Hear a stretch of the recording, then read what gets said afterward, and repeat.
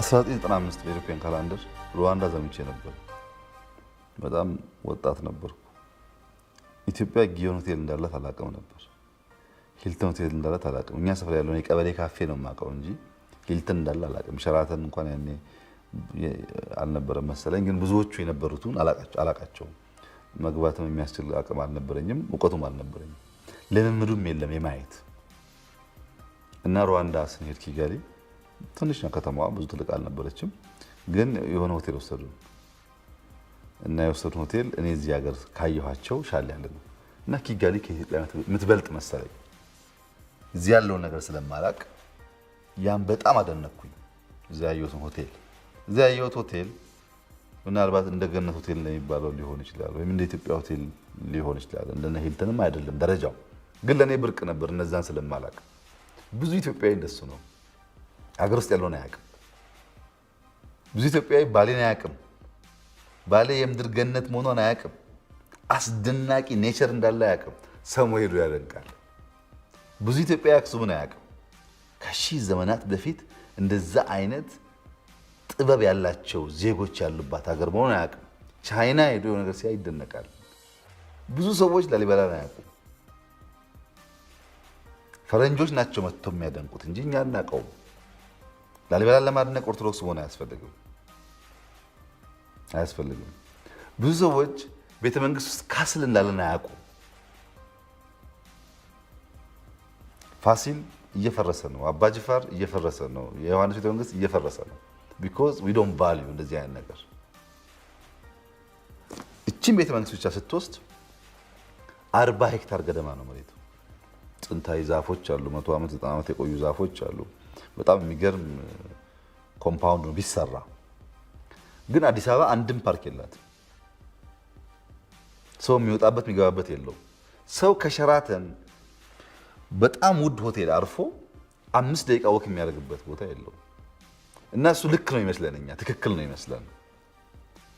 እዚህ ግቢ ውስጥ ያለው ሀብት በትክክል ተስተካክሎ ለዜጎችም ለጎብኚዎችም ቢገለጥ ገንዘብ ብቻ ሳይሆን የማንነታችን ልክ ያሳያል። የማንነት ልክ ብቻ ሳይሆን አዳዲስ ነገር ለመፍጠር ያነሳሳል። ኢትዮጵያን አንዳንዱ ትናንትና የፈጠራት ይመስለዋል፣ ስትፈልግም ምጠፋ ይመስለዋል። ብዙ ሰው ነው ያለው። ለምሳሌ ህገ መንግስትን እንኳን ብትወስድ ህገ መንግስት ከሌለ ወይም ህገ መንግስቱ እንደዚህ ከሆነ ኢትዮጵያ ትፈርሳለች ብሎ በድፍረት የሚናገር ሰው አለ።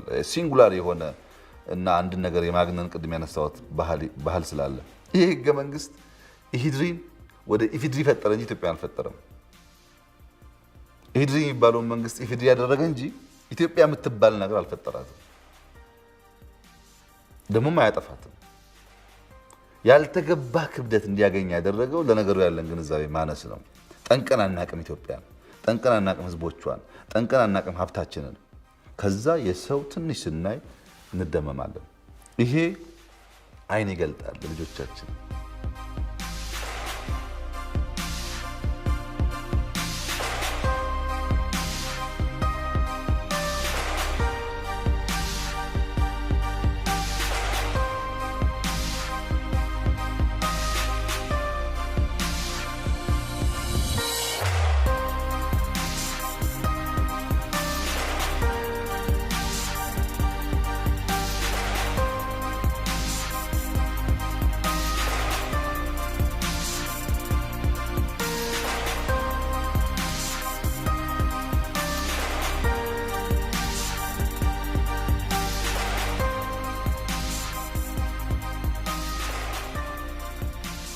ከቢሮ መጀመር ያስፈለገበት ምክንያት የምትለውን ነገር ማድረግ ትችላለህ ወይስ ሰዎችን እንዲያደርጉ ትጋብዛለህ? ንጹህ ቢሮ ይኖራችሁ እያሉ መናገርና ንጹህ ቢሮ ሰርቶ እናንተ ምን የምሰሉ ማለት የተለያየ ነገር ነው። ብዙ ጊዜ ያለው ችግር ኃላፊዎች ይላሉ አትስረቁ ይላሉ፣ ይሰርቃሉ። አጽዱ ይላሉ፣ ሲያጸዱ አይታዩም። እና አትማረውም፣ ትሰማዋለህ እንጂ አትለማመደውም። ያን ህይወት አድርገህ ከሆነ ግን ባትናገርም ሰዎች በማየት ይማራሉ። ለምሳሌ ይሄን ቢሮ ስንጀምር ልክ እንዳፈረስ ነው የካቢኔዎችን ጋብዘን ነበር። በጣም ያስፈራል፣ ፈራርሶ አመድ ስለነበረ ከባቢ እና በሁለት ወር ጊዜ ውስጥ ጨርሰን ቢሮ ታያላችሁ አልናቸው። አንድም የካቢኔ አባላት እንኳን አሁን ያለውን የቢሮ ስታተስ ቀርቶ ከዛ ያነሰም ቢሆን ያልቃል ብሎ የገመተ ሰው አልነበረም። ሁሉም ጥርጣሬ ነበራቸው። በሁለት ወር ውስጥ ይሄን የሚያክል ስራ አይሰራም የሚል እምነት ነበራቸው።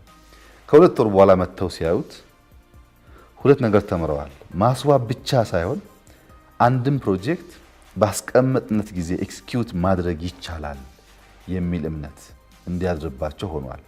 እነሱን በንግግርም በተግባርም እስካሳየንበት ደቂቃ ድረስ አንድም ቢሮ ስሩ አላልናቸው።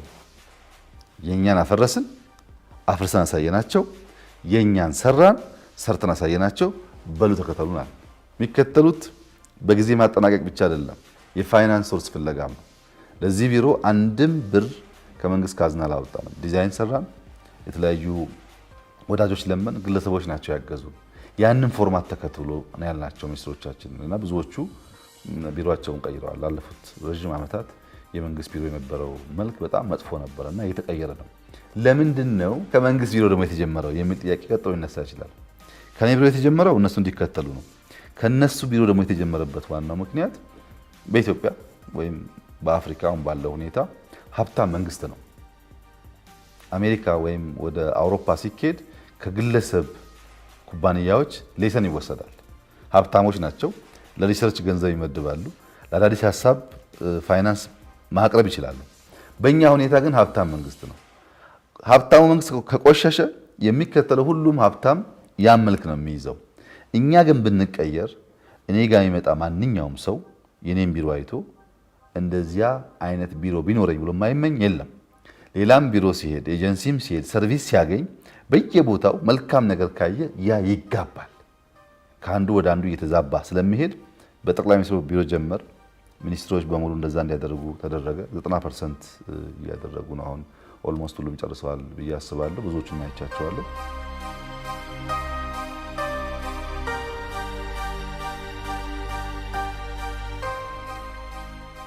እኔ መጀመሪያ ስመጣ ወደዚህ ቢሮ የነበረኝ ኢምፕሬሽን ቀጣይ የመጣው ሰውዬ አይኖረውም። በተለይ ደግሞ እዚህ አካባቢ ያልሰራ ሰው ከሆነ በጣም ይገርመዋል፣ ደስ ይለዋል ቢሮውን ሲያይ። ግን በየቀኑ እንዲያስታውስ የምፈልገው ነገር አለ። ቢሮ ያምራል፣ ስዕሎቹ ያምራሉ፣ እዚህ ያለው ነገር ስክትክት ያለ ነው። ኢትዮጵያ ግን እንደሱ አይደለችም። እና ዋናው ሜሴጅ እዚህ ጋር ያለው ከመግባቱ በፊት ቢሮ ላይ ዛሬ ኢትዮጵያ ውስጥ እንደዚህ የሚጠጡ ሴቶች እንዳሉ እንዲያይ ነው ሰውየው። የሱ ቢሮ ማማሩ፣ የሱ ቢሮ መስተካከሉ፣ የሱ ቢሮ ውብ መሆኑ ኢትዮጵያ ውስጥ እንደዚህ አይነት ዜጎች መሪ የሚሉ ህይወታቸው እንዲቀየር የሚፈልጉ ሴቶች እንዳሉ በየቀኑ እንዲያስታውስና ኢን ማይ ተርም በኔ ተርም ሚኒመም ይሄንን አጠጣጥ ወደዚህ ቀይራለሁ እንዲል።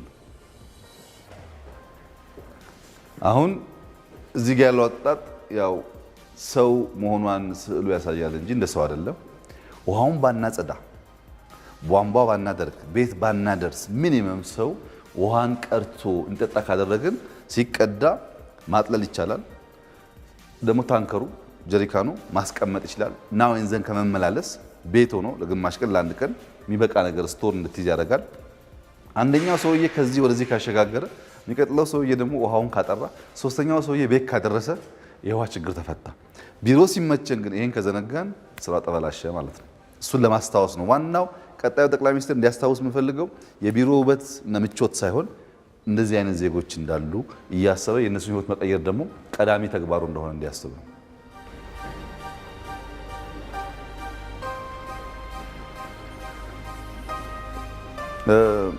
ቅድም እንዳነሳውላችሁ ይሄ ኮሪደር ነው፣ ጋለሪ ነው። ይሄ ቢዩቲ አሁን የምታዩት ነገር ከዚህ ቀደም አልነበረም። ነገር ግን ጋለሪውን አፍርሰን ቢሮ ማድረግ አንችልም። ቢሮ ከምናደርገው ፒክቸሮች ብናስቀምጥ፣ ቢሮ ከምናደርገው ለሰዎች ለእንግዳ መቀመጫ ምቹ ነገር ብናደርግ፣ ትራዲሽናል ቡና ማፍያ፣ አልፎ አልፎ እንግዳ ሲመጣ ምሳ የሚበላበት ቢሆን ፈንክሽናል ሊሆን ይችላል። እያንዳንዱ ስዕል እንግዲህ ትርጉም አለው። ያው እዚህ ጋር የምታዩት የኢትዮጵያውያን አኗኗር የሚያሳይ ነው። በአማርኛ የተጻፈ ጽሑፍ ነው። እናት አሉ፣ ልጅ አለ፣ የወዳደቁ ነገሮች አሉ። ላይፍ ስታይላችን ይሄን እንደሚመስል ለማሳየት ነው። ወደዚህም ይሄን እንደሆነ ሽማግሌው አሉ። ከሽማግሌው ፊት ተቀመጠች ህፃን አለች። ከኋላ የተጻፉ በእኛ ቋንቋ የተጻፉ ጽሁፎች አሉ። እሱም ሁሉ የኛን ነገር የሚያመላክት ነው። ግን ከብሔር ከሃይማኖት ስብጥር አንጻርም መልእክት አለው። ለምሳሌ እዚህ ጋር ያለውን የወሰን እንደሆነ ኢትዮጵያውያን የክርስትና እምነት የሚከተሉ ብቻ ሳይሆኑ የእስልምና እምነት የሚከተሉና ያንን አይነት ካልቸር ያላቸው እንደሆነም ለማሳየት እድል ያገኛል።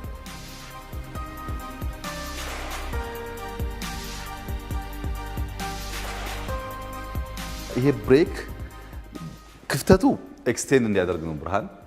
ነገር ግን ደግሞ የሚገባ ሰው the whole attention ወደፊት እንዲሆን ግራና ቀኝ እንዳይመለከት የሚያግዝ ነው። ከዚህ ቀደም ከነበረው ጋር ስታነጻጽሩ ይገባቸዋል ዲፍረንሱ ምን እንደሆነ። አሁን ቢዩቲፉል ነው። ሰው ሲመጣ እድል የለውም ሌፍት ራይት ለማየት። ላይቱና ፓርቲሽኑ the whole ፎከሱን ወደፊት ያደርገዋል። እዛ ጋር ያስቀመጠው ነገር ካለ ያው ይደበቃል ማለት ነው። ብዙ እንግዶች መጀመሪያ ሲገቡ አንደኛው የሚያቀርቡልን ጥያቄ ይሄ ምንድነው የሚል ነው። ያው ስዕሉ እንደምታዩት አቀማመጡን ጨምሮ በጣም ያምራል። ምንድነው የሚል ጥያቄ ያነሳሉ። ምን ወስዳቸው ወደዚህ ነው።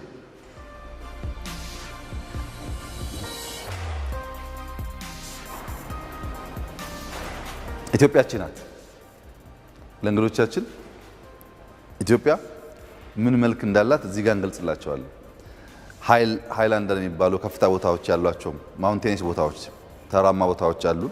መካከለኛ ቦታዎች አሉ። ሎላንድ አለ።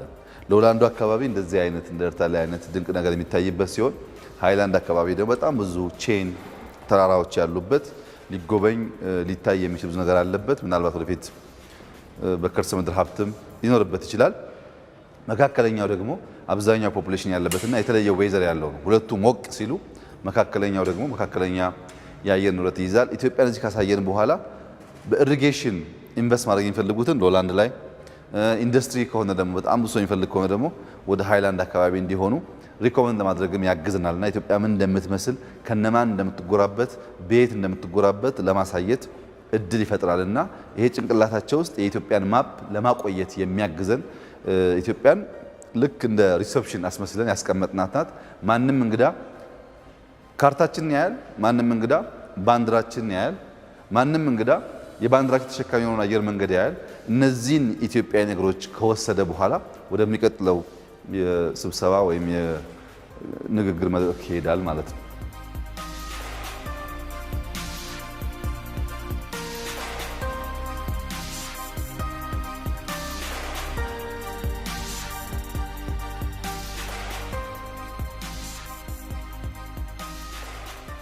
ይሄ ቢሮ ብዙ ነገር አስተምሮናል። ለምሳሌ እኔ ቢሮ እንደመጣው ትላልቅ ነገር ስለምፈልግ አጋዥ ሰዎች ወይም ሀገራት ሲመጡ የምጠይቀው ጥያቄ ያስቃቸዋል። እነሱ በቢሮ ይልክ ነው የሚያስቡኝ። እኔ ደግሞ ያኛውን ቢሮ አልነበረም ቢሮ ብዬ የማስበው እና ሁልጊዜ የምላቸው ቲንክ ቢግ ስታርት ስሞል ኤንድ ስኬል ኢት ፋስት ነው። ትልቅ ነገር እናልማለን፣ ትልቅ ነገር እናስባለን። ነገር ግን ከትንሽ እንጀምራለን። ያን በፍጥነት አስተናስለን ወደምንፈልገው ነገር እንደርሳለን የሚል እሳቤ ነው የምንከተለው እና ትላልቅ ሀሳብ ሲሆን ይገርማቸዋል። ከዚያ በኋላ ቢሮ ሲቀየር ተገለበጠ ነገሩ። ለምሳሌ 100 ሚሊዮን ሊያግዝ የመጣው ሰው በእርግጥ ትንሽ ገንዘብ ነው፣ ግን ቢሆንም ትንሽ ያግዛቸዋል፣ ወደፊት እንጨምራለን ይላል። ድሮ ግን እኔ ያን ስጠይቅ አትሰሩበትም የሚል እሳቤ ነበር። አንደኛ ባነሰ ጊዜ በጣም በአጭር ጊዜ እንደዚሁ ሆኖ መሰራቱ፣ ሁለተኛ የስራው ኳሊቲ እነሱም ካላቸው ቢሮ ጋር ስለሚያወዳድሩት ይሄ ሀገር እንደዚህ አይነት ነገር መስራት ከቻለ ገንዘብ ብሰጠውም አያባክንም የሚል ግምት ወስደዋል። በቀላል መንገድ ለመግለጽ ብዙ ጊዜ እናገረዋለሁ። መንገድ ላይ አንድ ሰው በጥስጣሽ ልብስ ለብሶ እየለመነ 10 ሳንቲም ብትሰጠው እግዚአብሔር ይስጥልኝ ይልሃል። 1 ብርም ብትሰጠው እግዚአብሔር ይስጥልኝ ይልሃል። ባትሰጠውም እግዚአብሔር ይስጥ ብለህ ብታልፍም ብዙ አትሳቀቅም። መደቡ እሱ ለማኝ አንተ ሰጪ ስለሆንክ። ነገር ግን አንድ ሰው በደንብ ሱፍ ለብሶ ከረባት አድርጎ ጽድት ብሎ ወንድሜ ቦርሳዬን ታክሲ ውስጥ ሰረቁብኝ የታክሲ ስጠኝ ቢልህ 10 ብር ያለ እንደሆነ 5 ተጠዋል እንጂ አንደሰጠው የአቻነት ስሜትም ስላለ ስለዚህ ያውም ለምነው ባቻ ፊሊንግ ነው ማድረግ ይችላል መቀየር ይችላል ብር የሚጠይቀን ሊሰራበት ነው የሚል ፊሊንግ አሳድሯል። ይሄን ቢሮ ከሰራን በኋላ ብዙ የተጋነኑ ድጋፎች አግኝተናል። ለምሳሌ ወርልድ ባንክ እኛ ጋር ስብሰባ ሲያደርጉ ቢሮውን ካዩ በኋላ እና አንዳንድ ትልሞቻችን ስንነግራቸው እንደዚህማ ከሆነ ትሰራላችሁ ብለው ያገዙን ገንዘብ በዓለም ላይ የኢትዮጵያን ያክል በቀጥታ የበጀት ሰፖርት 1.7 ቢሊዮን ዶላር ያገኘ ሀገር የለም በዓለም ላይ ብቸኛ ሀገር ናት። ያ ብዙ ምክንያቶች ቢኖሩትም የቢሮ ኢንፍሉዌንስ ከባድ ነው። ያደርጋሉ ይሰራሉ የሚል ነገር ፈጥሮባቸዋል እና በሁሉም ሰው ይሰራል። በንግግር አያስፈልገውም። ሰው ልክ መጥቶ ቢሮውን ሲያይ የምናስብበትን ልክ የምናስብበትን ደርዝ እንዲያ ያስችለዋል። እዛ ላይ ደግሞ በሐሳብ የተገነባ ነገር ብቻ ሳይሆን ያን የሚያጠናክር ቶት እንዳለ ሲያይ ለማገዝ አብሮ ለመቆም ይፈልጋል። እንግዲህ ማንም ዓለም ከሰክሰስ ጋር መቆም ይፈልጋል። የትኛውም ዓለም ከሚያምር ነገር ጋር መቆም ይፈልጋል። ከሚጠፋ ነገር ከሚወርድ ነገር መቆም አይፈልግም። ከነዚህ ጋር በቆም ውጤታማ ነው ብሎ ሲያስብ አጋዡ በዛው ልክ ይበዛል። ብዙ ድጋፍ ያገኘ ነው በዚህ መንገድ ነው።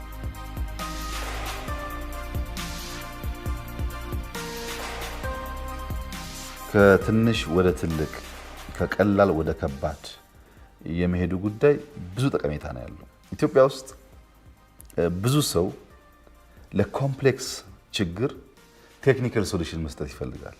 ለኮምፕሌክስ ችግር ቴክኒካል ሶሉሽን መስጠት ችግሩን ያባብሰው እንደሆነ እንጂ አይፈታውም። መንገድ እየተጓዝክ ጎማ ቢተነፍስብህ ቴክኒካል መልስ ያስፈልገዋል፣ ጎማ መቀየር ነው።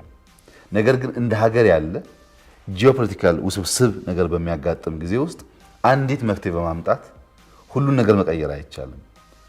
ያንን የምታስተምርበት አንዱ ነገር ኢትዮጵያ ውስጥ ልማት ያስፈልጋል፣ ሰላም ያስፈልጋል፣ ብልጽግና ያስፈልጋል ብሎ መናገርና ያ የሚባለው ልማት በአንተ አውድ ውስጥ በአንተ ቅጥር ውስጥ ምን እንደሚመስል ሰርቶ መሞከር ይለያያል። ስትሰራው ገንዘብ ያጥርሃል፣ ስትሰራው እውቀት ያጥርሃል፣ ስትሰራው መለመን አለብህ፣ ስትሰራው ማማከር አለብህ። በዚያ ሂደት ውስጥ ኢንክሉሲቭ ቶት እየተፈጠረ ይሄዳል። የሰዎችን ሙያ ማክበር ድንጋይ መጠፍጠፍ ብቻ ሳይሆን ቀለም መቀባትም ሙያ እንደሆነ፣ ቀለም መቀባት ብቻ ሳይሆን የመብራት አቀማመጥም ሙያ እንደሆነ፣ መብራት አቀማመጥ ብቻ ሳይሆን ቁሳቁስ ቢሮ ሲቀመጡ ቁጥራቸው 10 ሆኖ ከአቀማመጥ ምክንያት ብቻ ምን ያክል አዋኪ እንደሆነ እንዳልሆኑ ሙያተኞች እንዳሉ ኢንቴሪየር ዲዛይነርስ እንዳሉ ታያለህና ከብዙ የሙያ ስብጥር ጋር ስትሰራ ኮምፕሌክስ ነገርን ለመረዳት ያንን ደግሞ በሐሳብ በንግግር በጽሁፍ ብቻ ሳይሆን በተግባር ለማስተማር እድል ይሰጣል።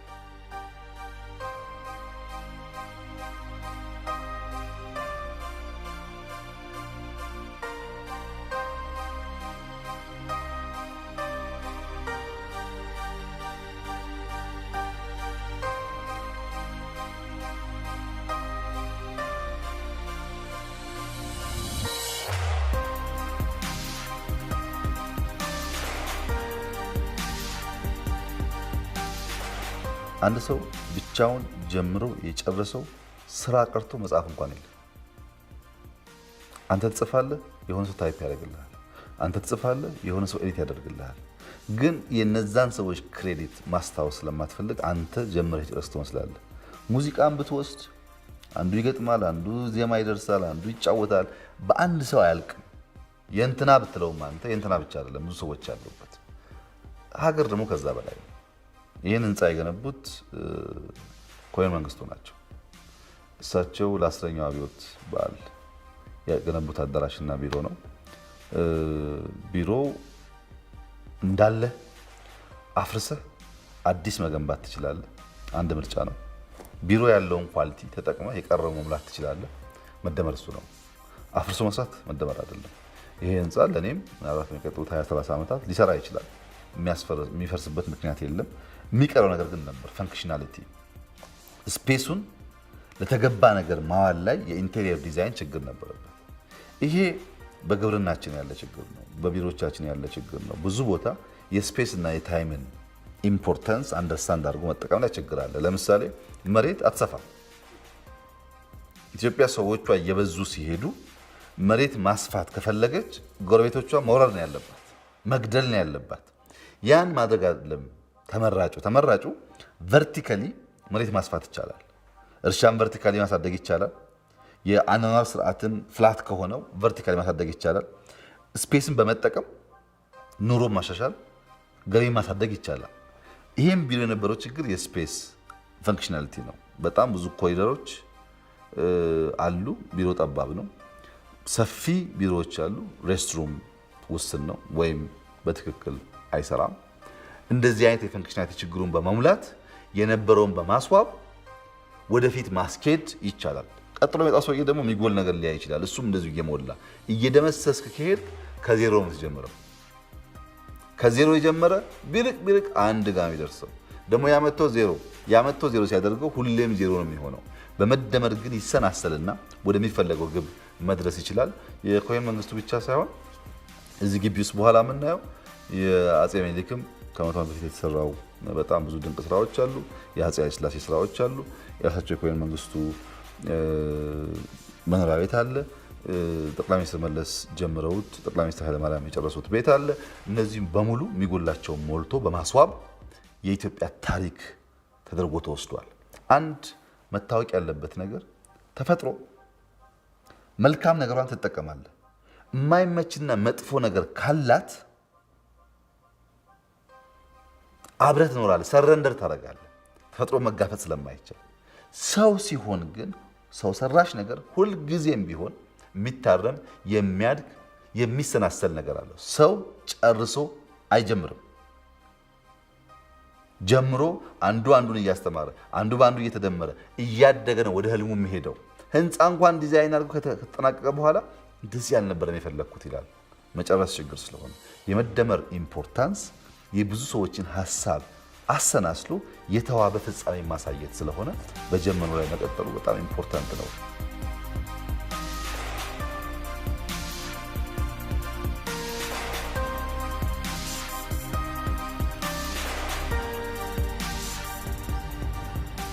ስለዚህ ቢሮ አሳመርን፣ ይሄኛውን ቦታ የኛን ቢሮ አካባቢ አሳመርን። ይሄ ውበት ወደ ግቢው መስፋት አለበት። የግቢው ውበት ወደ ከተማ መስፋት አለበት። የከተማ ውበት ወደ ሀገር መዳረስ አለበት። ፕሮቶታይፑ እዚህ ጋር ሳይሰራ ማድረግ እንደምንችል ሳናረጋግጥ ሀገርን ማልማት ሀገርን መቀየር የሚባል ጥቅል ንግግር አሳማኝ አይደለም። አንዱ አርጊውመንት የራሱን ኤንቫይሮንመንት ያልቀየረ መሪ ሀገር ሊቀየር አይችልም። የራሱ መቀመጫ ያስተካከለ መሪ ሊል ይችላል፣ ግን ሊያደርግ አይችልም። ያ የሚለውን ነገር ማድረግ መቻሉን ለሰው ብቻ ሳይሆን ለራሱን ፕሩቭ ማድረግ አለበት እና ይሄ ስራ ለኛ የሰጠን ትምህርት መቀየር እንችላለን። ይሄ ቢሮ ከተቀየረ የደርግ ስራ ነው፣ ከተቀየረ ሌላውም ሊቀየር ይችላል የሚል ነገር አስተምሯል። በዚሁ አግባብ ነው ግቢውም አዲስ አበባም እየቀጠለ ያለው።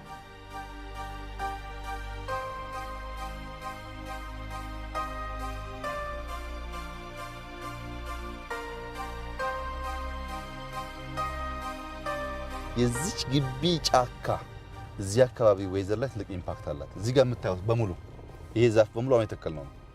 ምን የተከልነው? ድሮ ባህር ዛፍና ጥድ ነው ያለው። አሁን ማንጎ፣ ፓፓያ፣ አቮካዶ፣ ዘይቱን፣ ፍሩት የሚባል በሙሉ ተክለናል እዚህ ውስጥ። ማን ይበላዋል? ማንም ይብላው፣ ከፈለገ ወፍ ይብላው። ግን ግቢያችን ውስጥ ፍሬ የሚያፈራ ዛፎች ይኑሩ። ጥበቃ ይበላዋል፣ እንግዳ ይበላዋል፣ አብሮ ፎቶ ይነሳል። ምን ያክል በአኗኗር ዘያችን ላይ ኢምፓክት እንደሚፈጥር ነግራችሁ አልችልም። ብዙ ግቢ ብዙ ጓሮ ባህር ዛፍ አለ፣ ጥድ አለ፣ ግን ማንጎ የለም፣ ፓፓያ የለም፣ አቮካዶ የለም፣ ቃሪያ የለም፣ ሽንኩርት የለም። መደብ ሰርተናል እኛ ቤት ቃሪያ፣ ሽንኩርት በሙሉ የምንበላው ከዚህ ግቢ ነው፣ አንገዛ። ይሄ ነው ለፕሬዝዳንቷና ለምክትል ጠቅላይ ሚኒስትሩ እያፈረስ ነው እንደምታዩት። አሁን ብትገቡ ቆሻሻ ነው። ከሁለት ወር በኋላ ደግሞ ቅድም እኔ ቢሮ ያዩሱን ታዩታላችሁ። ስቶር ነበር አፍርሰን እንደ አዲስ እየሰራን ያለው። ከሰራን በኋላ ሰብሰብ ብለን ያኛውን ክፍት ለማድረግ ማለት ነው። እዚህ ጋር ይሄ የምታዩት በሙሉ አሁን የተተከለ ነው፣ ይታያችኋል አይደል? ይሄ የተከልነው በሙሉ ከሆነ አመት በኋላ ያው ከፍሬው ጋር ይወጣል። ያን የሚፈጠረው ትውልድ አባቶቻችን ተክሎ አቆየልን ይላል፣ ይጠብቃል። ያንም እንደ ካልቸር ይይዛል። ያ ነው እንግዲህ በተሰናስሎ ኔሽን መገንባት የሚያስችለውና ግቢ ውስጥ ብዙ ባህር ዛፎች ደርቀው የሚያስፈሩ አሉ። ለምሳሌ ተመልከቱት፣ ደርቋል። አቴኒ ታይም ሊወድቅ ይችላል። መኪና ላይም ሰው ላይም እንዳለ መጨፍጨፍ ጥሩ አይደለም፣ ግን አብዛኛውን ሲስተማቲካሊ ግራጁዋሊ ሪፕሌስ ማድረግ ያስፈልጋል። መንግስቱ መኖሪያ ቤት የነበረ ፕሬዝዳንት መንግስቱ ቤት የነበረው በጣም በችኮላ የተሰራ በጥቂት ወራት የተሰራና ጥራት ያልነበረው ቤት ነበርና እንደ ጃንሆይ ለማደስ ስንፈልግ ውሃ ከቤት ውስጥ ወደ ሳሎን ወደ መኝታ ቤት ውሃ ይወጣ ነበር ከስር እና ምቹ አልነበረም ለማደስ እንዳለ አፍርሰን ግን የተቀራረበ ሃይ ኳሊቲ ያለው የተቀራረበ G+1+2 ሳይሆን የእሳቸው ፍላት ነበር ቤቱ በዛው መሰረት የገነባን ያለ ነው እሱ በጣም ቆንጆ ይሰራ ሜቢ ፕሬዝዳንቷ እዛ ይገባሉ ወይ እዛ ወይ እዚህ ይገባሉ እኛ ሰብሰብ ብለን ያኛውን ክፍት እናደርጋለን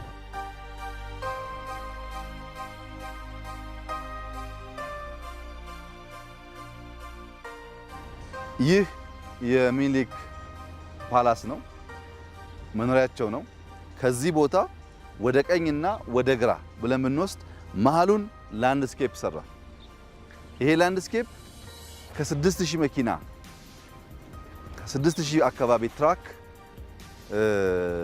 ሰሌክት ማቴሪያል አስገብተናል እንዲህ አልነበረም በጣም ቆሻሻ ቦታ የጦር መሳሪያ የተባበረ የቆመ ምናምን ያለበት እንደው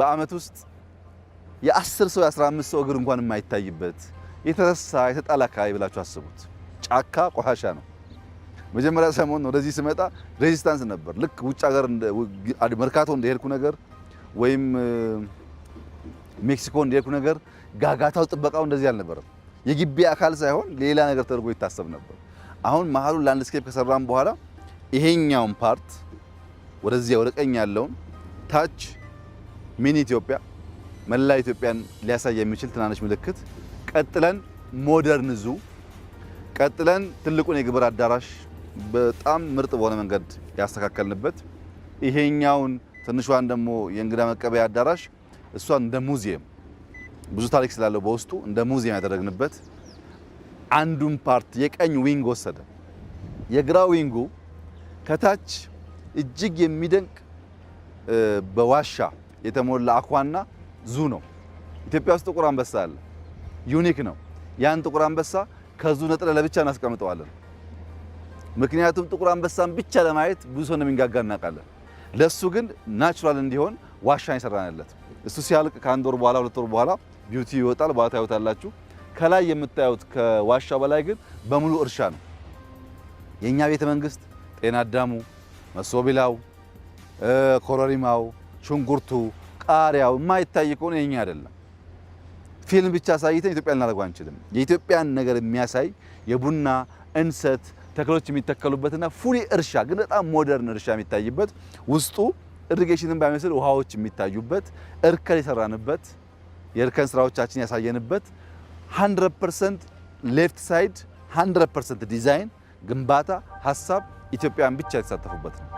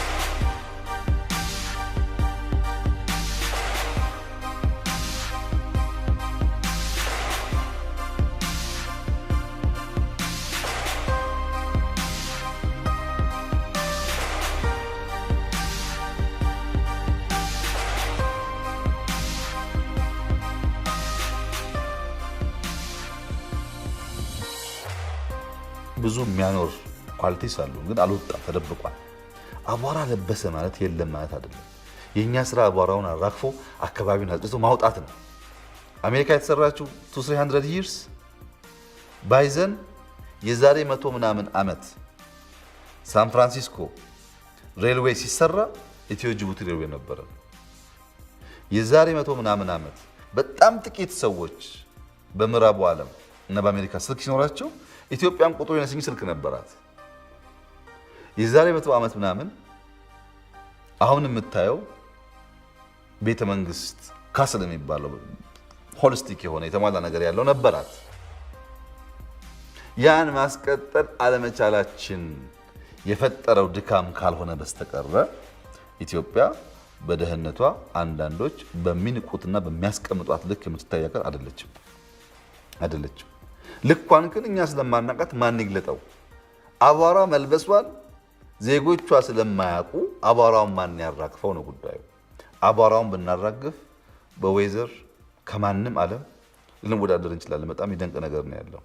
ውሃ ብዙ ሰው አባይ ብቻ ነው የሚለው። በጣም ብዙ ውሃዎች ከኢትዮጵያ ይፈልቃሉ። ተክልን በሚመለከት ብዙ ሀገር ስቃዩ አፎረስቴሽን ነው።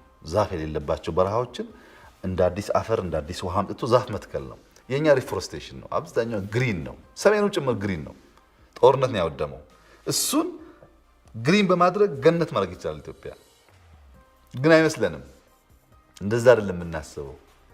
ለምሳሌ ላሊበላ አካባቢ አሁን ያለው ድርቀት፣ አሁን ያለው ችግር አሳሳቢ ነው። ግን ሊመለስ ይችላል ብንጨክን። የሚመለሰው ግን እኛ ጨክነን እጃችን ከተላጠ አፈር አቧራ ከነካን ልጆቻችን ደግሞ በተለወጠው ነገር እንዲኖሩ ስናስችል ነው። ለምንድን ነው ይሄ የምናደርገው? ነበራ አጠፉት እንጂ የሆኑ ሰዎች ያጠፉት እንጂ ኢትዮጵያ ውስጥ ነበረ። ያ የነበረው መገንዘብ፣ አቧራ ማራገፍ፣ መስራት እና ለትውልድ ማሸጋገር ያስፈልጋል። ለዚህ የዚህ ቤተ መንግስት ተሰርቶ ለጎብኚዎች መገለጥ ብዙ የሚከፍተው ነገር አለ፣ ብዙ የሚያሳየው ነገር አለ። ያንን በአብርሆት ማየት ሲቻል ከሚጎበኝ 100 ሰው 5 እና 10 ከገባ ይበቃናል። 5 እና 10 ሰው ደግሞ ብዙ ነገር እንዲፈጠር እንዲታይ ስለሚያደርግ በዚያ ሂደት ውስጥ ነው ሀገር የሚሰራው።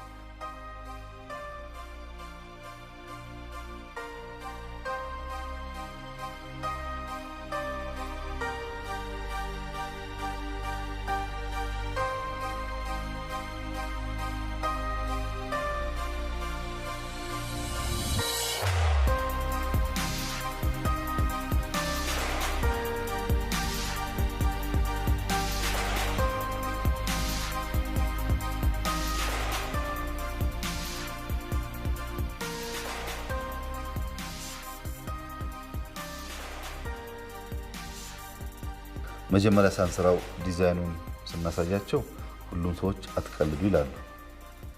በሱ ነው ማየት የሚሻለን፣ አሁን ያለቀውን ሳይሆን። ያን አሳይተናቸው አይ ይሄ እንግዲህ የለም ወደፊት ከአንድ 5-10 ዓመት በኋላ አስቡት ያሉን፣ ሲፈርስ አፍርሰ ነው ደግሞ ያዩት። አይ በቃ እንግዲህ ቢሮ አይኖራችሁም በሚቀጥሉት 2-3 ዓመታት አትጨርሱም ይሉናል። ጨርሰ ነው ያዩ ደግሞ በፍጹም በዚህ ጊዜ ውስጥ ሊጠናቀቅ አይችልም ይላሉ። ሁሉም ነገር ነው ያለው። ያኔም ያዩና አሁንም ያዩ ምትሃት ይሆንባቸዋል፣ ይደነቃሉ፣ ይደመማሉ፣ ይገረማሉ። እንዴት ሊሆን ቻለ ይላሉ። ተሰርቶ የሚያልቅ ያልመሰላቸው ብዙ ሰዎች ይህንን ካዩ በኋላ ሌላ ፕሮጀክቶቻችን እንዲያግዙን በር ከፍቷል። ይህን ስላዩ ነው የግቢውን በጣም ውድ ነው የግቢው ስራ የረዱን። የግቢውን ያዩ ሰዎች ናቸው የአዲስ አበባውን የረዱን። አሁን የግቢውን የአዲስ አበባውን እና ቢሮውን ለወርልድ ኢኮኖሚክ ፎረም ከአንድ ዓመት በኋላ ስንገልጥ የዓለም ሚዲያ በሚያይበት ሰዓት የቱሪስት ፍሰቱን በከፍተኛ ደረጃ ነው የሚቀይረው። እኛ ግን ተሽቀዳድመን ላሊበላን፣ ተሽቀዳድመን አክሱምን፣ ተሽቀዳድመን ጎንደርን፣ ተሽቀዳድመን አባጅፋርን ማዘጋጀት አለብን። እዚህ ብቻ አይደለም፣ ብዙ የሚታይ ነገር ስላለ ለሱ ሁሉ በር የሚከፍት ነው። ለምሳሌ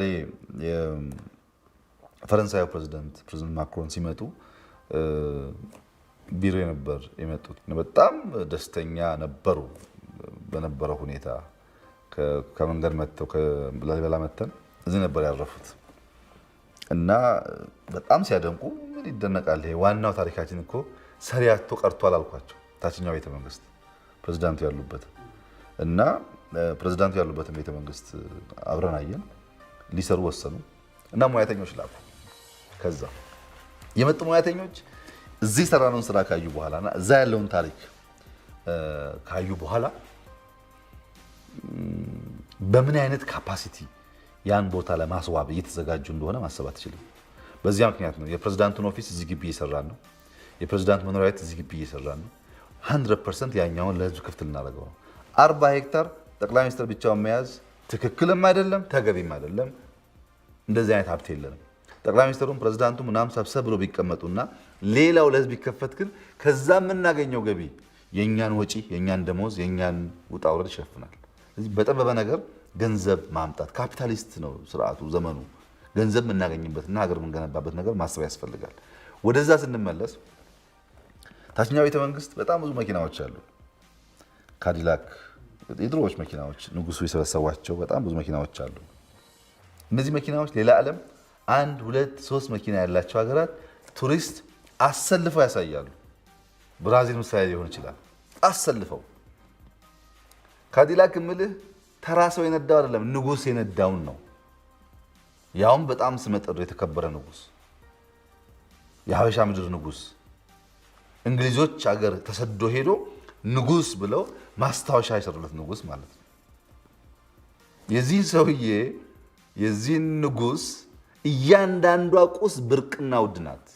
እኛ ጋር ግን ቦታ አልነበራት። አሁን በዛኛው ቤተ መንግስት ውስጥ እያንዳንዱ መኪና በመስታወት የሚሰራ እንደ ኤግዚቢሽን ይኖረዋል።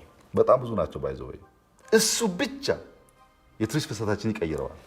መኪናው ነበር፣ ቦታው ነበር። መስታወት ቸገረ እንዳትለኝ፣ አጋጣሚ ፋብሪካም አለን እዚህ። የቦታ ችግር አይደለም። በዚህ የምናመጣው ገንዘብ አትጠራጠር፣ በኢንዱስትሪያል ፓርክ ከምናመጣው ይበልጣል። ኢንዱስትሪያል ፓርክ የኢትዮጵያን ቦንድ ሽጠን ውድ በሆነ መንገድ የገነባነውን በጣም ባነሰ ኢንቨስትመንት ከሱ በብዙ እጥፍ የሚሻል ሀብት የምናመጣበትን ግን ማየት አልቻለም። እሱ ነው አቧራ ማራገፍ የሚባለውና እዚህ አካባቢ የሚሰሩ ስራዎች ገንዘብ ከማምጣት ልካችንን ከመግለጥ አቧራ ከማራገፍ ለትውልድ የመፍጠርና የማድረግ አቅም ከፍ ከማድረግ ኢትዮጵያ እንደ ልኳ ታሪካዊ ጥንታዊና ብዙ ማድረግ የምትችል ሀገር መሆኗን ለማሳየት ብዙ ኢምፓክት ይፈጥራል። ይሄ ደግሞ ሩቅ አይደለም። መስከረም አጋማሽ ይሄኛው ይከፈታል። በሚቀጥለው ክረምት የአዲስ አበባ ይታያል። ከዚያ በኋላ ታችኛው ቤተ መንግስት ያልኩት ያልቃል። ታችኛው ቤተ መንግስትና ይሄኛው ቤተ መንግስት መካከል ግሪን ኤሪያ አለ። ሼህ መሐመድ አላሙዲን ያሰሩት ፓርክ ይመስል እሱን የፈረስ መጋለቢያ ልናደርገው ነው። ማን ነው ታችኛው ቤተ መንግስት ያን መሰለ መኪና ኤግዚቢሽን፣ ታሪክ፣ የነገስታቱን አልባሳት መቀመጫ ምናምን ካየ በኋላ የፈረስ ግልቢያውን አይተው እዚህ ያለውን ግቢ ታሪኩን ኤግዚቢሽኑን ዙ መጎብኘት የማይፈልግ የትም ዓለም ሰው የለም። ዱባይ እኮ የምትሄደው ሞል ውስጥ ነው ወክ የምታደርገው። ሞል ውስጥ ወክ ለማድረግ ትኬት ገዝቶ ለአልጋ ወጪ አውጥቶ እዚያም ከፍሎ የሚገባ ሰው አብዛኛው አፍሪካ ነው የሚመላለሰው እዛ። ይሄው ኃይል እንኳን ቢመጣ እዚህ በቂ ነው። ሁለተኛ የአፍሪካ መሪዎች ይመጣሉ እዚህ ለኤዩ ሳሚት ይመጣሉ በአመት አንዴ ሁለቴ። እነሱ እንኳን አይተው ሀገራቸው ያለውን ሌላ አቧራ ቢያራግፉ አዘ ኮንቲነንት እድገታችን ከፍ ይላል። አንዳችን ለአንዳችን እያስተማርን አንዳችን ከአንዳችን የተቀያየርን ደግሞ እንደ ኮንቲነንት አብረን እናድጋለን ማለት ነው። ያን ካላደረግን የተሟላ ለውጥ አይመጣም። ለውጥ ደግሞ ሳምባዲ ጀግኖ መጀመር አለበት። መጀመር ከባድ ስለሆነ ሳምባዲ ጀግኖ ከጀመረ ብዙ የሚከተል ብዙ የሚያስቀጥል ብዙ የሚጨርስ እየፈጠረ ይሄዳል። ያን ለማድረግ እዚህ አካባቢ የሚሰራው ስራ ኢምፓክቱ ብዙ ነው። ብዙ ሰዎች አልገባቸውም አሁን። ይሄ ደግሞ የሚጠበቅ ነገር ነው። የትም ዓለም እንደዚህ አይነት ትራንስፎርማቲቭ ነገር ሲሰራ ዜጎች በቀላሉ የሚቀበሉት ጉዳይ አይደለም። አንዳንዶች ለፖለቲካ ትርፍ፣ ገሚሱ ደግሞ ካለመገንዘብ፣ አንዳንዶች ደግሞ ቅድሚያ መስጠት አለበት የሚያስቡት ሌላ ቦታ በመሆኑ ምክንያት ነው። ካለቀ በኋላና ካዩ በኋላ ግን በተለይ ጀኒዩን ሀሳብ ያላቸው ሰዎች ቫልዩ አድ ያደርጋሉ፣ ሀሳብ ያመነጫሉ፣ ይጠብቃሉ። ለምሳሌ ዲያስፖራ ልጆቻችን መጥተው አስጎብኙን እንግሊዝኛ፣ ፈረንሳይኛ፣ አረብኛ የሚናገሩት የሚሰሩበት ኤሪያ ነው። አሁን ኑ እንላቸዋለን። መጥተው ምን ይስሩ? የስራ አውድ የለም። ከሰራም በኋላ ግን ክረምት ኑና ቮለንቲር አድርጉ አስጎብኙ ብንላቸው አንድ ሁለት ስለ ሀገራቸው እያስተማሩ እነሱም እየተማሩ ሀገራቸውን እየወደዱ ሰውም እንዲወድ እያደረጉ ለሀገራቸው እየጠቀሙ እነሱም ተጠቅመው ይሄዳሉ። ብዙ መልታይ ዳይሜንሽናል ኢምፓክት ይኖረዋል። ያ የሚገለጠው ጊዜው ሲደርስ ነው። ያን የሚገልጡ ኢማጂን ያደረጉ ጭንቅላቶች ናቸው። ኢማጂን ያደረጉ ጭንቅላቶች አሟልተው ህንጻቸውን ሰርተው ሳያሳዩ ለምን አላየህልኝም ብሎ ማማረር አይችሉም። አይተነዋል። እኛ ሰዎች ስላላዩ ይቃወሙናል። ሙሉ በሙሉ ገልጠን ህንፃውን ካሳየን በኋላ ግን ብዙዎች ደጋፊ ወይም ምናልባት ባለቤትም እንደሚሆን ጥርጥር የለው። አስቤው ነበር፣ ሰርቼው ነበር፣ ጀምሬው ነበር የሚሉም ጭምር ሊፈጠሩ ይችላሉና ጨክኖ መጨረስ ነው። ያኔ ኤክሰለንሱ በራሱ ተከታይ ያበራክታል። አሁን እንደዛ አቧራዎች አለመከተል ነው። ድምጾች፣ ጩኸቶች አለመስማት ነው። ለአሻራው መታተር ነው። አሻራው በራሱ ብዙዎችን ያንበረክካል፣ ብዙም ውጤት ያመጣልና በዚህ ሀሳቤ ነው የሚሰራው። እርግጠኛ ነኝ በተቀመጠለት ጊዜ ጨርሰን ለህዝባችን ክፍት እናደርጋለን። ህዝባችንም የደስታ እና የውጤት ተቋዳሽ ይሆናል የሚል እምነት አለኝ።